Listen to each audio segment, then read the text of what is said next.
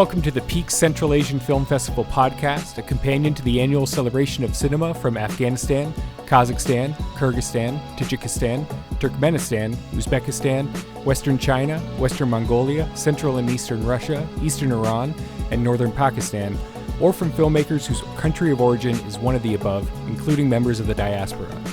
This podcast continues the conversation sparked by the festival through interviews with filmmakers, features on standout submissions and winners, and deep dives with fans and scholars of Central Asian film. Join us as we explore the region's diverse narratives and connect with the people shaping its cinematic future. I'm Tim, and I'm joined today by my co-host Tay. Tay, we're just a couple days away from the Soulpepper event of this film festival on April 25th. Are you excited? Yeah, what's going on, film fans? I am so excited for this festival. Just been kind of hyping myself by watching the films from last year. I have officially watched all of them 3 times now, so I am extra excited and excited to kind of talk about last year's films with some people who are directly involved with it, which will be nice, Tim. Yeah, absolutely. I'll double down on what you said there in that I've gotten to rewatch some of the films, and I appreciate, I like that we got that first episode done last time, which will be out, of course, before this one is out. It was important sort of laying the groundwork and setting a foundation for this podcast, but now we get to really talk about the films from last year's festival, and that's what I've been wanting to do since I sort of got involved in this. So this is really exciting. Yeah. And today we're actually joined by another guest, Kosar Dakhilalian, who is a theater artist with roots in literature, poetry, and storytelling. She holds a BA in English literature and an MA in studies in comparative literatures and arts. Kosar's first play, Ruby, was part of Niagara's 2023 In the Soil Festival, and she is now a resident artist with Suitcase and Point multi-artist organization for the second time and is writing her new play. Kosar has been in several leadership roles in the arts sector, including editor-in-chief of a magazine of literature and arts in Isfahan, arts administrator of a performing arts nonprofit in Niagara, and producer of several arts projects in Ontario. Kosar is co-artistic director of Tapestry Theatre and is the administrator and programmer of Peaks this year. Welcome, Kosar. So to talk about that a little bit, you weren't with Peaks last year, but this year you're a programmer? Yes. Hello. Thank you, Tay, and thank you, Tim. I've been working with Sofia since last October, I believe, and only for this year's Peaks. How has the selection process gone so far? Both of you can respond to that. I'm sure it's been busy the last little while. Yeah, it's been busy, but good busy, I would say. We had just over 400 submissions this year, and the selection process was long, but it was also a pleasure to see a lot of really interesting films from all over Central Asia and diaspora, and even from different parts of the world. But it was just so nice to be a part of this and adjudicating for this year. Mm-hmm. Yeah, I agree. We kind of had a similar problem to last year in that there were so many selections. We weren't lacking, and so it was great to have lots of options and films to choose from. And you're just a few days away from the event now. How are you feeling, Sofia? Nervous. I'm super nervous. We're also doing a panel at the end of our screening this year, which we weren't doing last year, so it's a bit more involved, a bit more complicated, requires a bit more coordination. So it's a bit nerve-wracking, but we have 2 incredible guests that are going to be there, so lots to look forward to. Ooh, are these guests surprise guests, or is it already in the schedule? Yeah, they are already in the schedule, and I'm actually very excited about them. One of our guests are we have one filmmaker and one scholar from U of T coming. I'd like to introduce our guest, Goldana Salimjan, who's going to be joining us at the event. She is an interdisciplinary scholar who works at U of T, and she grew up in a Chinese part of Central Asia, and her research is actually really interesting. It's on history of colonial occupation and disposition, and she works on Kazakh oral history and Chinese state documents, which is really awesome and very fitting. Our second guest will be Asel Akhmetova, who is a Kazakh filmmaker and film editor, and we worked together last year when we did the Real Asian Unsung Voices program together. So it was both our first times directing and writing our own films. Her film is called Faceless, which is screening at the very end of the screening as part of the programming. And then we get to talk about the film and her process and how her background is related to her work, if at all. Yeah. Oh, great. I'm really looking forward to that. We'll be there live and excited to see the panel discussion. Yeah. I am too. Yeah, absolutely. I can't wait. That sounds like you'll add a lot of insight and a lot of context to it. I'm looking forward to learning a lot at this festival on Friday.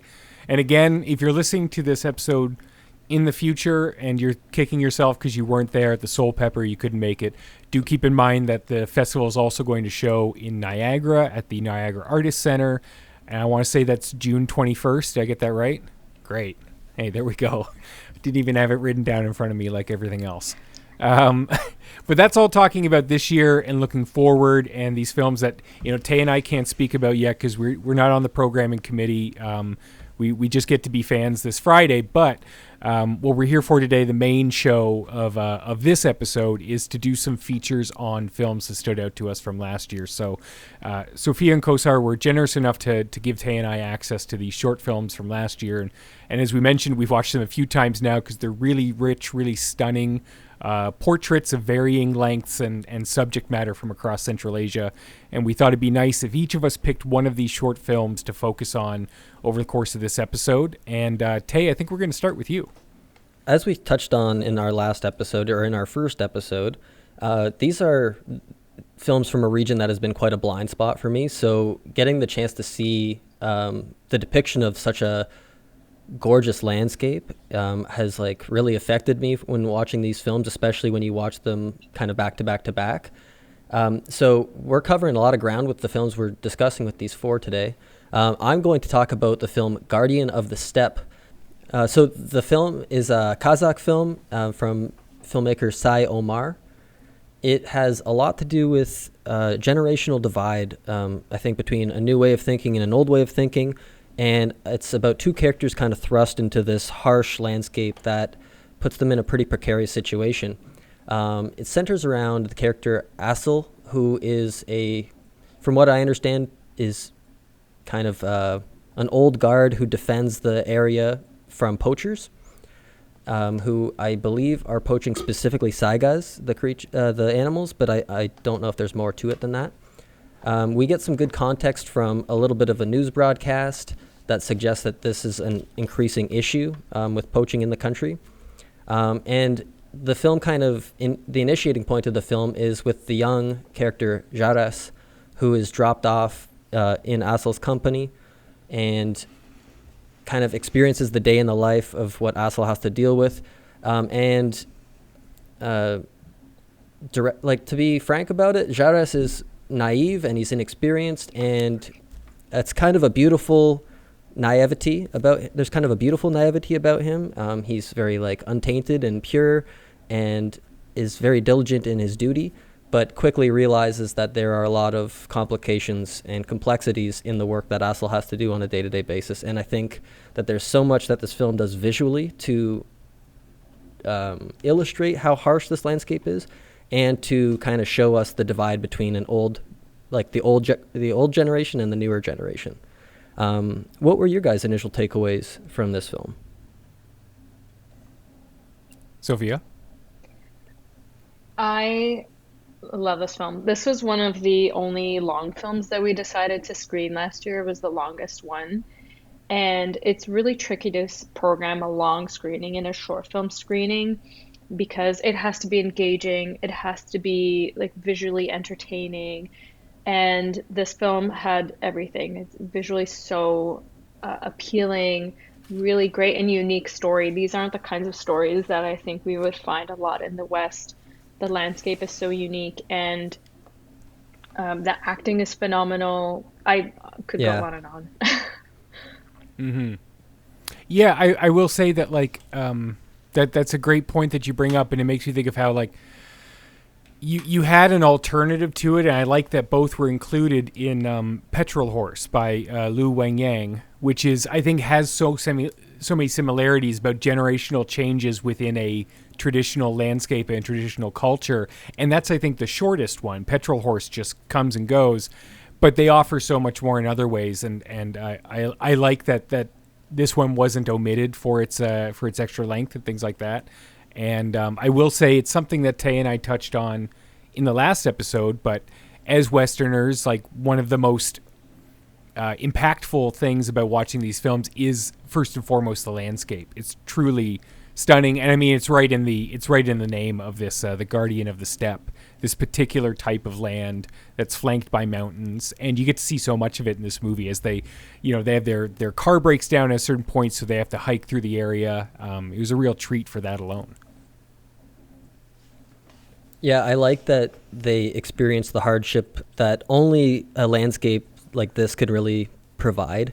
It's very unique to this kind of location, but it also brought up a lot of things that I've really, adored about Canadian cinema or other types of international cinemas that are so embedded in the idea that the landscape is harsh and hard to deal with, and it's not for the faint of heart. And I like this idea. It reminds me a lot of how Canada represents its landscape in its films. It's just obviously a totally different landscape, but kind of employing the same ideas. And I really appreciated that aspect. And it's I know I'm going to keep coming back to this, but yeah, I actually learn a lot by watching something like this. Kosar, what did you think of the film? Something I remember and stood out for me from last year was the role that was it a TV news happening? No, you're right, Kosar. Like the way that this short film kind of lands is that after this day in this ordeal where Ozzel and Jairus are dealing with poachers, and really more so, Ozzel is dealing with Jairus's idea of what it means to be one of these protectors, one of these rangers. He turns on his TV and the government announces that the Saigas, which they've been protecting from poachers, are actually now being culled. The government is calling on people to go kill them because they protected them so well that they need to reduce the population. So it's this ongoing thing of balance, but that hit me as just being this this changeable nature of existence, and how just like that, the changing times completely change Ozzel's relationship with his job and what he thinks his value is and his role, and with the creatures that he's been protecting for so long. That he's protected so long that he's become a legend, because that's another thing in this short, is that everyone seems to know about Ozzel. Yeah, I think that the reputation that kind of precedes him adds this allure to the character in the movie that you don't really get to see in a short film. There's not usually a narrative that precedes the short film that you're kind of hinted at. So I really liked that because he kind of has this aura about him, this majestic quality almost. Mystique. Yeah, and I just really liked both characters, how they contrasted each other. And the really beautiful moment of the film I'd like to highlight is just how both characters, after the car breaks down and they finally get to a river and they start singing and harmonizing together. I think it's this beautiful moment where you have two people who are seemingly both very different, coming from very different ideologies, coming together. And it's this really beautiful moment before the hardship of the story actually happens. And I just thought the whole idea of the story was beautiful, and the characters coming together like this just was like a cherry on top. It was a beautiful story. And once again, just landscape was everything in this. It was beautiful, so striking visually. And I think that added all the context. And I will also add that, we talk about how much you can learn from watching films from another region, from another country, and another culture. But one of the really great things, and you will have found this if you watch any foreign films, is where you see all the things that are the same, right? The things that line up. The ways in which human beings are all the same, in certain ways have the same tendencies, weaknesses, and strengths. And I love that, part of the core of this short is just this young man's idea of what it means to be good at his job and to be a hero, and the old man sort of showing him what the reality of that is, and how that could take place in any culture, and that you've seen that in Hollywood movies and in Western movies and in films from all around the world. And that's something that's going to come up in some of the other shorts that we're going to talk about today as well. I'll add one more thing, kind of on that note. I think that something this film does really well is comedy. And I think often in international cinema, comedy can vary so widely. And one of the moments where the kid is kind of like pointing his flashy new gun at the camera and he's like testing it out, I find that so funny and quirky. And then another moment where the poachers are like running away in the water. Like, it's so simple, but it really works, and it doesn't take away from the story, like the greater story. It really adds to it in a very deliberate way. The comedy is very deliberate. I also wanted to speak to what you said, Tim, about how films sort of are vehicles that communicate both like multiplicity and also commonality in and there are a lot of things, a lot of tools that we see are being used in the storytelling in different parts of the world, but it's so nice to see the different ways that those same tools or structures are used to tell similar and different stories. Yeah. Mm-hmm. Yeah, I mean, with that, I think we can probably move on. Again, if you're interested in that film, that was Guardian of the Steppe. And Take, you remind me who directed that? I don't have that directly. That is Omar. Great. And again, if that's available legally and by the filmmaker online, check the show notes just below the video, and you can check it out there. We highly recommend it.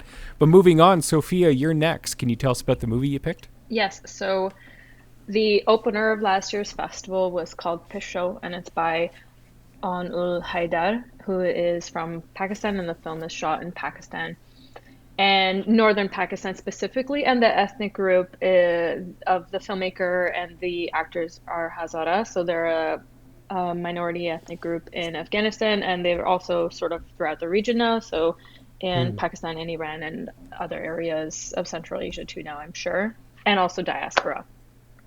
So the film is about a very young girl, Ruqia, who is looking for her cat. Her cat is missing, and that's the title of the film, Pisho. And she asks her mom where her cat is. Her mom doesn't know. Her mom doesn't care. And she kind of goes around her neighborhood asking and accusing her neighbors of taking her cat or knowing her cat's whereabouts. And it's closer towards the end of the film, she stumbles upon a small protest that's happening in her community, and it's a group of men. You don't see their faces, but they're demanding for change. They're demanding for something. It's kind of ambiguous. It's kind of vague what their request is, what they're demanding. They want justice. That's what we know. The repeated chant is, "We want justice." And so the little girl goes back to her home. She draws a picture or her own sign that she brings to the protest. She stands right at the front, in front of everybody, and holds up a picture of her cat. She wants her cat. And it's revealed at the very end, spoiler alert, that there's a sort of a dead body that's not shown, but a dead body of a person, of a man, right in front of the little girl, in front of the protesters. And when the video cuts, it's revealed that it's the girl's dad. And I think that we know that because there's a few personal possessions on top of the sort of white cloth. I think a few rings and a wallet. So the girl finds out that the reason that these protesters are protesting, they want justice for this killing or this death of a person in their community, her dad. So the reason I chose this film for last year's programming is that it's very lighthearted in the beginning, and it kind of shows the innocence and the everyday life of a person in these communities. It's very contained as well, and I love the way that it's filmed. It follows the little girl through the neighborhoods, through like the brick and mud homes, like real homes that people live in. And it also shows the neighborhoodliness of communities like this. Like, she knows her neighbors, she speaks to her neighbors, she can address them on a first name basis. Everybody knows one another, which I love seeing that.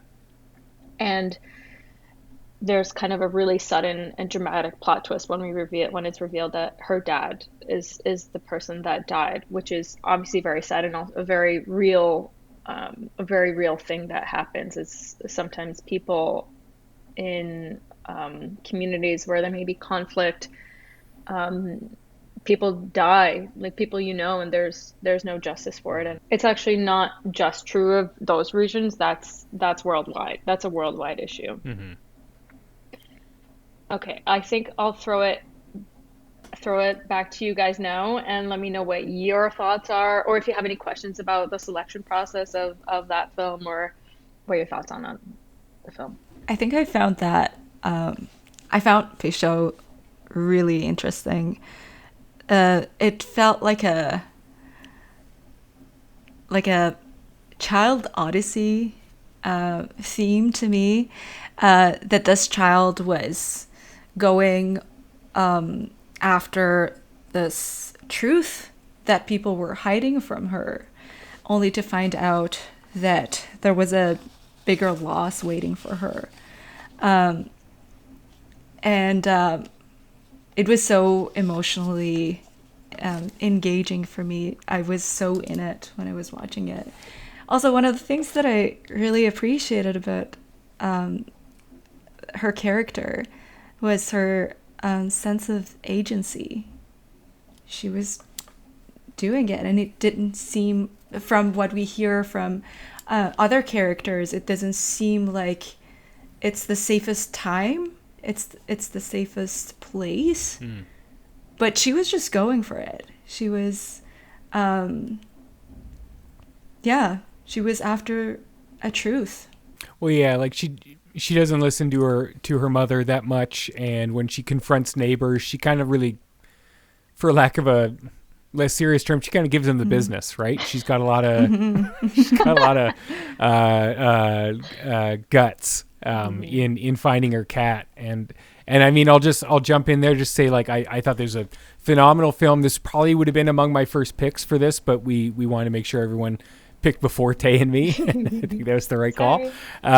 This is a really stunning movie where I think the filmmaking style, like, everything is in service of its actual artistic goal, the story that it's telling. And to me, that I really just took away that it was saying, like, let's achieve the perspective of a child and that innocence and that true focus on one thing that is pretty small and not that significant, and everyone's telling her, like, either I don't like that cat or it doesn't matter.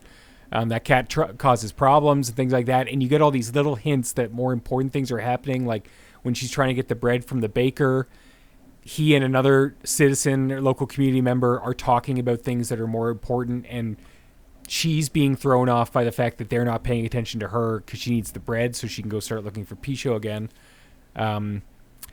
I think all of that establishes the purity of a child's perspective before shattering it, and just showing you, like, this is the cost of a community in conflict, the cost of these crises. This is just one cost, not to mention, of course, the death of her father and a community member. I thought it was just everything was working towards one thing. It was really a stunning effort.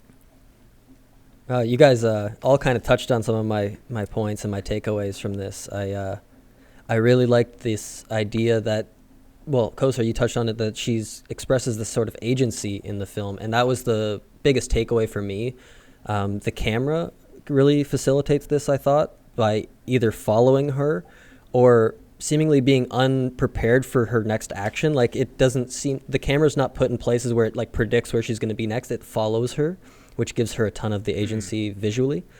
And usually at her height as well, yeah, right? Or never looking down at her. And in some cases, though, they use, like, the really wide shots from above on her, which makes her look very small, which is probably how she feels too, which is, like, really cool technique. And I think my biggest takeaway was actually that Sofia's in my film kind of had a similar takeaway for me, which is the loss of innocence. That kind of starts at the beginning in like a very natural way, and then you see that the hardships of these places kind of take over, or have a way of taking over and infiltrating that kind of freedom or innocence. And I really like that about this film, because it really feels light-hearted at times, but there is like this bubbling. You just feel something is coming, and I think that's what keeps you a little on the edge of your seat, even though it's not a thrilling kind of film. It just does have this anxiety about it. You just have a fear something could happen. Well, because it almost like, I think it puts you so well in her perspective that you're starting to worry. The worst thing that could happen is that she's not going to find Pisho, or she'll find Pisho and it's something bad. Yeah. And it's like, wait, of course it could be worse than that, but you would never. It's outside of the paradigm of a child, right? That you're like, well, she's not going to discover a death. The worst thing that could happen here is something related to the cat. Exactly. And of course, it's that crashing and crushing reality that comes in. I think this is something that happens to adults too. When you're facing a problem, all you see is that problem, right? And you forget about what's happening to your neighbors on the other side of the world. It's a very common human issue, I think. And I think something that adds to the way it engages the audience is that in its structure, it gives you a hint of something happening, reveals that hint and reveal. And even when at the end, again, it's been a lot of spoilers, but we've said it all. At the end, when she is going to find Pisho again, there are people coming to their door to tell them that this has happened, but she goes past them and finds out. I think it's so well written and so well structured in its storytelling. Yeah, that part really hit me hard too. The second time, I don't think I caught what they said the first time I saw the movie, and then it was kind of like you piece it together, and I remember just thinking like, oh no, wait, that was something important. Stay there for a sec just to hear what they're going to say, and then she just keeps running like a child would, like because that's how she's been wired to, like, as a character in this film. She's very driven and has one goal, and I thought that obscuring that in that moment was really a clever deceit from the filmmaker, and it makes the impact that much more at the end. Yeah, my selection for from last year's Peaks was Yellow, which is written and directed by Elham Ehsas, and was shortlisted for Academy Award actually in 2024, and it was a BAFTA nominated short film. Right. The story of this film revolves around this woman who walks into this chadori store and is about to buy her first full body veil known as burqa. It's happening right after Taliban take over Afghanistan in 2022, and it's sort of a glimpse into to the life and to the joys that are about to be lost and not experienced, and it sort of captures these last moments, last days, which is a really interesting moment to focus on. And it's actually filmed in London, UK, which I didn't know about. I was going to ask about that. It's so well made, and I didn't even thought it might be anywhere other than Afghanistan. And from what I've gathered, it's a low budget film, but it's so well made and well created that it was it was a very emotional experience for me to watch that film. The both times that I watched it, it made me cry. That's why it was my selection. Mm-hmm. Yeah. What I'd like to talk about this film is it's I feel like there is this play between the camera and the woman who is portrayed in this film, who's captured in this very small chadori store.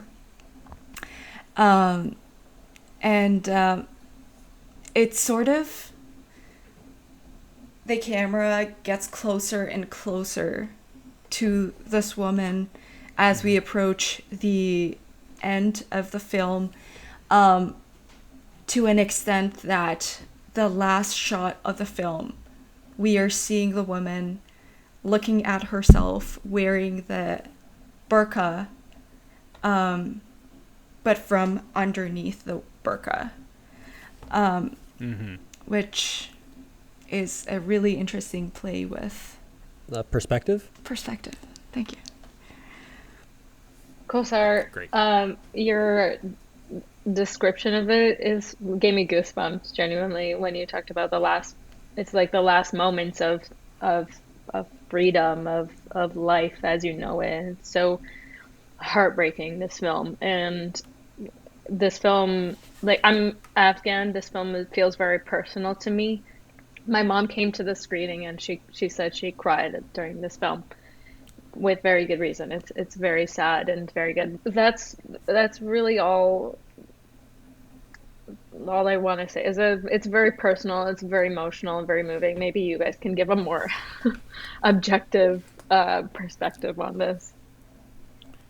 Yeah, I mean, I can just sort of speak to what both of you just spoke about, and how I think this is a type of short film of which there are many others like this type, where I think they have a bit of an agenda, right? They understand that this art form and this medium has the power to do something that some other art forms don't, and in a vacuum, none of them do, and that is make you sympathize with a subject, put you in their shoes, show you what they're feeling. Because if someone's seen movies before and they're raised in a culture that has movies, they understand what different camera moves and what a close-up means and what a different type of music might tell you should feel.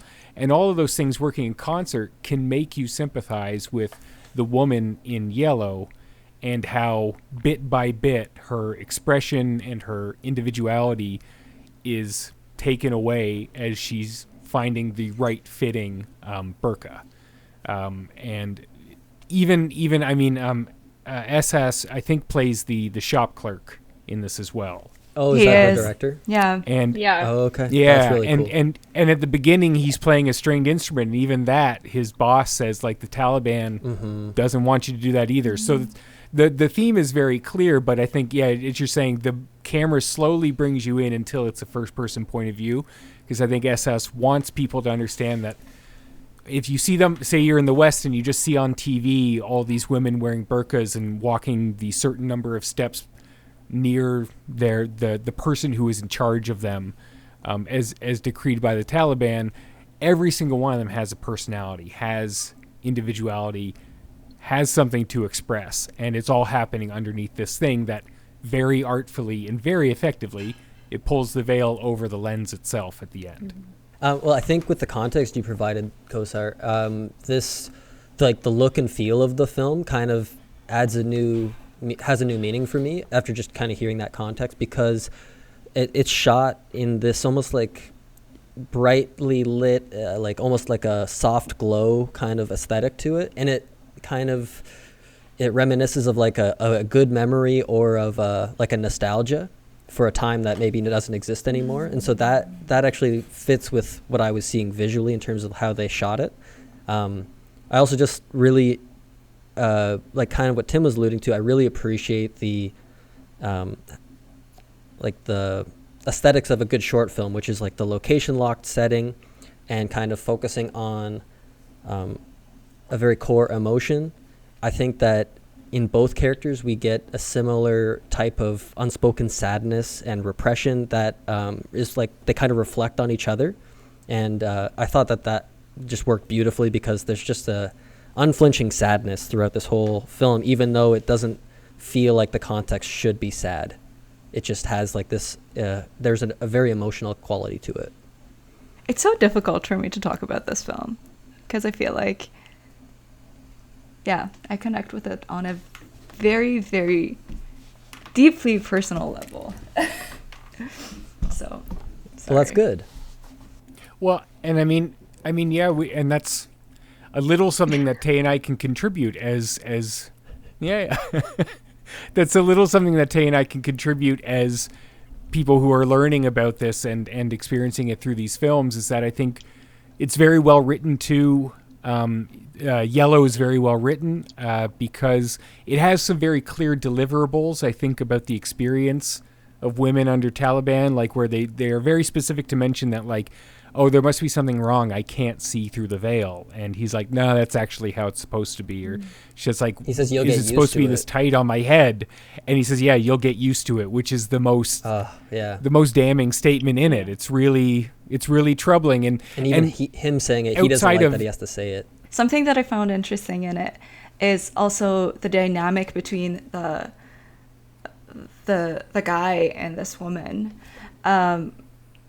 who is just gonna purchase something, but there is this sort of chemistry between them that it feels like there is something that they know they have to accept, yet both of them don't want to conform to it, but there's no other way. And we realize from the first first minute of the film that the guy himself is a Talib, but his not 100% aligned. His ideologies and his values is not 100% aligned with that way of that school of thought or that system. However, he is unavoidably a part of it, and it really shows the systemic repression really well in this really small shop. Yeah, there's like an inescapable quality for both characters. Yeah, and there is a part that the woman starts to dance in burqa, which is very striking and very powerful. And the fact that her head is covered with burqa and you don't see all the emotions that she's experiencing. She's all covered. You see a movement. You don't see anything other than that. And there is a line that she says, "Man khod ra dide nemitabam," which is, I can't see myself. And it ends with her looking in the mirror without being able to see herself. Is something that made it really powerful for me. And just to touch on what you were saying about the dancing, or like how she starts to spin in the dress or in the burqa, I really thought that was a really powerful artistic decision, because you can tell that they played with the sound design a little bit there, and they really increased the volume of the burqa spinning. And I really like the visual choice by Ehsas to, as you're saying, her whole body is covered, but what he chooses to show is her feet, which are the least covered part of her body. And it also allowed, I think, some sort of like personal expression of, I don't know, of just agency maybe on her part by showing us that. I think the way that it really flexed the sound and then would suck it away really quick when she would stop twirling was really indicative of this like idea of like hope and then it being taken away. It kind of felt like that on a very artistic level. Maybe I'm overreach. Maybe I'm overextending myself there, but I just felt like there's like all this power and then it's taken away, and that seemed reflective of her state in the store. I was gonna say, if I remember right, and I don't have it out of order, this is when Ehsas's character leaves to get a different sized one. So there's also something about her, like she starts spinning and dancing when entirely unobserved, and it is this again an indication of her personality and her expression. But as soon as Ehsas returns, she stops, right? Which I think plays into that. And I think you're right. You're bang on the money about all the production choices that underlined that sequence, Tay. Yeah, I think from a director's standpoint, I think this is like a really well-directed idea. It's like, I think you said it at the beginning of this discussion, Tim, like it's like a very clear agenda and a very clear like goal by the end of this film, and I think it's really well achieved by the filmmaking itself and the performances. And that's also defined by, you've got the title cards at the end explaining Taliban's takeover in Afghanistan and what this means, and this film saying like, listen, there's a mission here, right? Is something people need to know about, and we can artfully put you in their perspective, but also we'll tell you as well, which is entirely valid. And also, I think something that's that makes this film really culturally relevant, not culturally, but historically relevant, is that Afghanistan has gone through a lot of changes in the past century, but this is not the only country that has gone through these changes and different ways of occupation that has affected people's lives in the very minute ways and bigger scales, if that makes sense. It's something that's also relevant to the countries that are neighboring Afghanistan. It's something that we see in Iran and in Pakistan.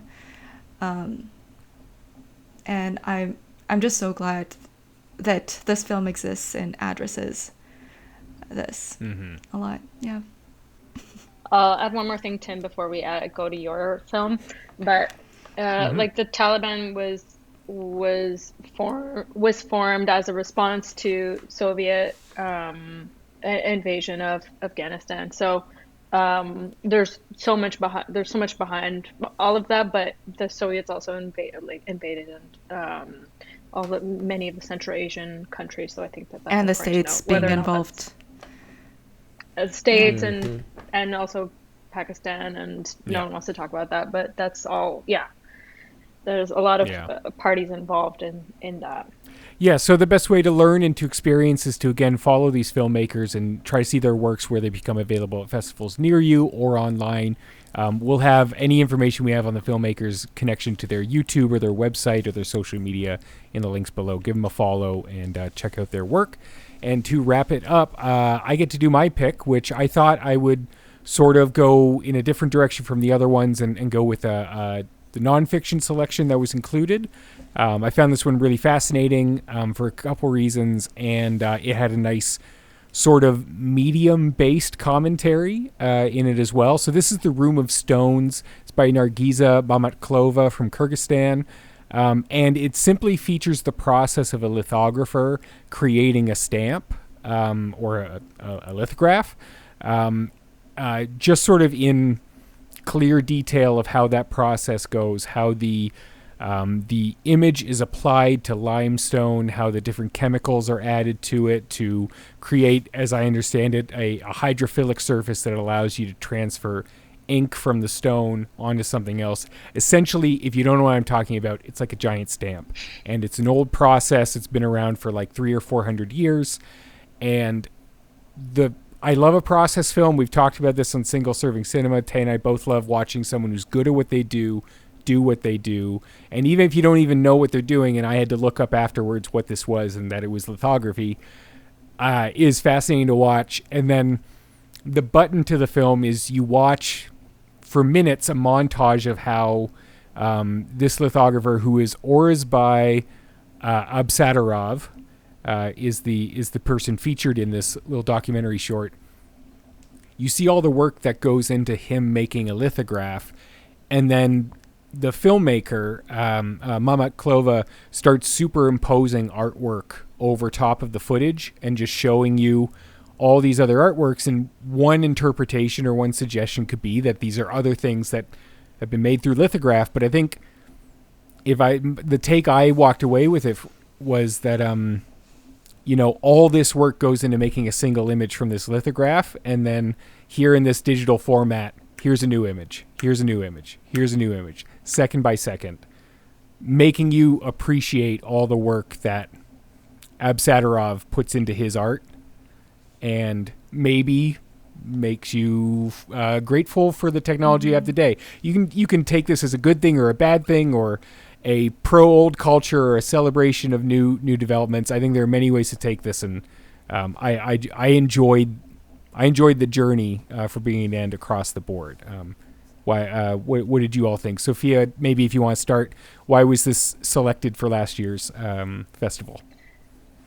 Tim, your take on it is so fascinating. I love the images at the end, and you relating that to just the very, very big difference in that sort of art making and then the visual art making.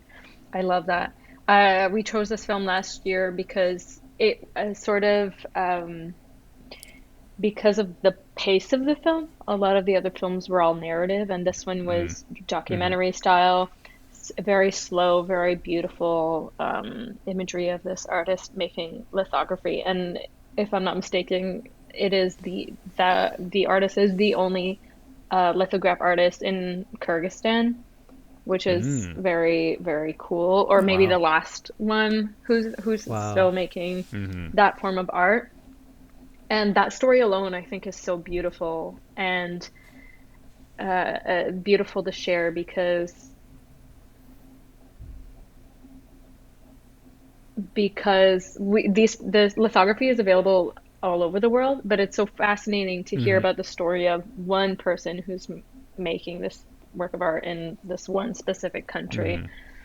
And he's just working in his room alone, and probably like his friends and neighbors don't really care that he's making lithography, or maybe they do, but it's like now has this platform in the form of a film, and we can just appreciate what he's doing. I love it. I love that film. Sophia, I think you touched on the outside world, and one thing I wanted to add to that is how it feels very calm. It feels calming to watch this film, and something that stood out for me is that they have made this artistic decision not to mute the noises that are coming from outside of that space. Like you hear like traffic and things like that outside. Yeah. You really get an auditory sense of what his space is like, and I think that adds to the precision and the procedure that we see at work there. And kind of like what Tim was saying, I really just appreciate seeing an expert complete a process. In narrative film or in documentary, I think it's just fascinating to learn about someone just by watching. And there's a voyeuristic aspect to this, but it doesn't feel as voyeuristic because the camera angles are so static or feeling like they're so intentionally placed. But there are a couple handheld shots for like the really nice close-ups that I thought were really incredible shots too. But for the most part, I love how this feels like almost like a step-by-step kind of film with the static shots. Yeah. Yeah, a true documentation, like for posterity. Like if you had to, you could glean things from this, even though you're not 100% sure what he's working with and stuff like that. But you see every step of the process and the final transfer. Yeah, and like Kosar was saying, like even just like the experience of being in his space, you get all the sounds and all like the motions that he's making. There's no like, they don't like dampen the volume on it. It's like, in fact, I think it's magnified or increased to show that this is all he's hearing in this process. There's not like a score added to the film or anything like that. It's very intentionally like conveying the realism of that auditory space. Well, yeah, the stone on stone Yeah. when he's sliding the stone around the top is really good. It's just like very satisfying. Very good sound, ASMR. Very, very tactile. Yeah. Yeah. Like I could listen to this movie as I go to sleep at night, that kind of feeling. Just Right. soothe me to sleep. Yeah. Soothing. Yeah. Mm-hmm. Yeah, and I mean that's generally why I selected this one. It's nice and simple. Like there's not too much that you have to break down about it, but I was really glad to have seen it. I feel like it's something that I'll remember for a long time, just because like it's again, Yeah. he's the only lithographer in Kyrgyzstan, and I would assume among a dwindling number of these artisans worldwide anyway. Mm-hmm. That it's great that this exists, and then again, it could have been just a document, but to make that commentary at the end, what I found to be a commentary with the superimposition of those other graphics, I thought that was a great button to it, and it urged some additional thought by myself instead of just ending it with being like, that was really cool. I didn't know that's how lithography worked. Maybe I'll Google it. Maybe I'll look into it. But yeah, no, I'm glad that this was included. It was very enriching. Yeah. I actually really like that ending too. I think that it really shows off Sadarov's work, if that is in fact all his work at the end. It was kind of implied that it was to me, but maybe it's not. There is a commentary I think that you're touching on there, Tim. I'm just not quite sure how to put it into words either. There's something a little old school in the way they're showing it. It's almost like it's a slideshow, not as technologically advanced as like digital filmmaking per se, but there's a commentary on like, look at how instantaneous we can show you these images versus the process of making them. Yeah. Yeah. You remember projectors at school? Yes, exactly. It like kind that. of reminds me of Overheads. that. True. Yeah. Yeah. Tim, I'm curious to know, what was your first selection, your initial selection, because you changed it. My first one was Pisho. Yeah. I really like Pisho. But I really like them all. Like they're I feel like we could, and maybe we will do an episode doing cleanup and like covering all the other ones at another time down the road. But I think this was an exciting first step to sort of actually digging in to the art and the productions that you've featured in the first year. And by the time we record the next episode, Tay and I and you will both been there at the first event for this year. So we can't wait for that. We're of course speaking to you from the past, but we hope we see some of the listeners there at the Soulpepper, and then if not, again, check the info below and make sure you're following like Peaks on Instagram. The link will be below, so you can keep an eye on when the event takes place at the Niagara Artist Center in June 21st, and when tickets will go on sale, all that stuff that you got to know. Anything else before we wrap up? No, this was a really enriching conversation, and you guys make me feel like I'm really good at my job, so thank you. I needed that. You are, Sophia. You are. It was a really good selection of films. And I actually, the way I got involved with Peaks was we met at a writing circle at Soulpepper.